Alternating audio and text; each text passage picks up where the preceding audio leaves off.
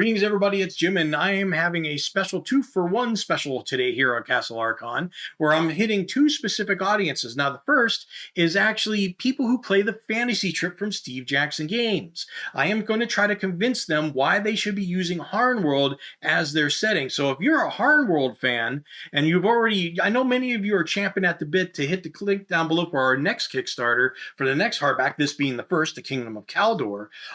Basically, I want your help to tell everybody in the comments down below why you think Harn is such a beautiful setting and why this would be great for the fantasy trip. If you know anything about the fantasy trip at all, it's definitely got that. It has a very good tactical feel that's perfect for Harnworld. But anyway, without further ado, today I'm going to be talking to all of you about why you should be using the Kingdom of Melderyn from Columbia Games. Now, the Kingdom of Melderyn is the second in the series of books, the first being the Kingdom of Kaldor, for the fantasy setting of Harn. There's going to be like about 11 to 13 books in all, okay? They generally said 11, but there might even be more by the time they get there.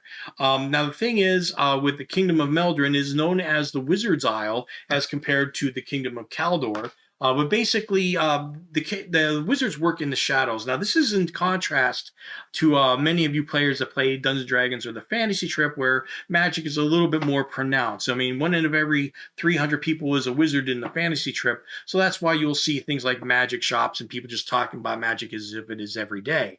Well, they may talk a lot about magic as in Melderyn as well and in Harn in general, but they do it in hushed whispers, and they are definitely scared of wizards, and wizards use that to their advantage somewhat, but they also have to have eyes in the back of their heads to watch out for any thrown pitchforks.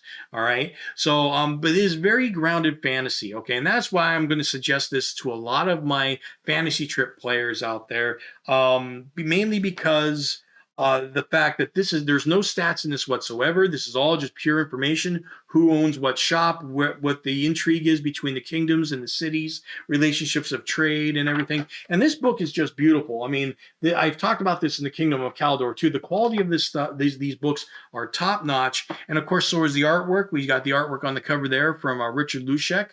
Here's some more samples of his artwork. This is not necessarily in this book, but it is just beautiful artwork. Everybody loves it. He is the epitome of the Harn artist, just like Liz Danforth and Rick Hershey are for the fantasy trip. And hopefully my brother Christopher Isert will get his name in that recognition of the fantasy trip too when he finishes the bestiary for Steve, hopefully sometime soon. Now, the thing is about Melderyn, as I said, it is the Wizard's Isle. There is a thing that works in the shadows called the Council of 11. Most people don't know of its existence, but it is not a bad organization like you might think.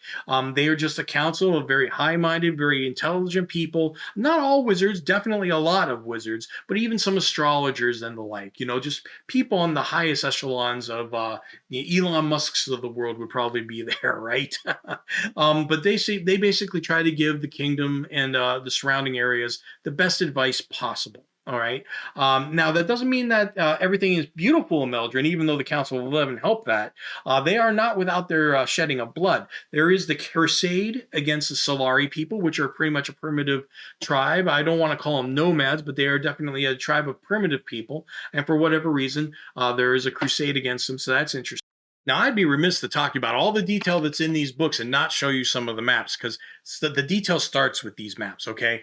They're beautiful maps. As you can see here is the city of Sheriffir, but this is where it really gets wild, is it drills down this much. This is just a section of that bigger picture that we just seen. And it's like they drill down there, and there's more pictures like that. There's more maps like that. Your characters can literally go anywhere in the city, and you could say, here's what's here. Here's what's in this room. It is an immense level of detail. I kid you not, this is one of the reasons why so many people love Harn, and I think you will too. So there's a reason why I'm talking to two distinct groups of people here, two distinct groups of fans. One being the Harnworld fans from Columbia Games, and the other being fans of the fantasy trip from Steve Jackson Games. The thing is, all of you are on the same wavelength. You're all on the same path. You're all in the same room, and I think you're going to bump into each other, and I hope you do, because this is going to remind me of a Reese's peanut butter cup commercial back in the day. Your chocolate's in my peanut butter, your peanut butter's in my chocolate. Let's put them together anyway. It's delicious, right?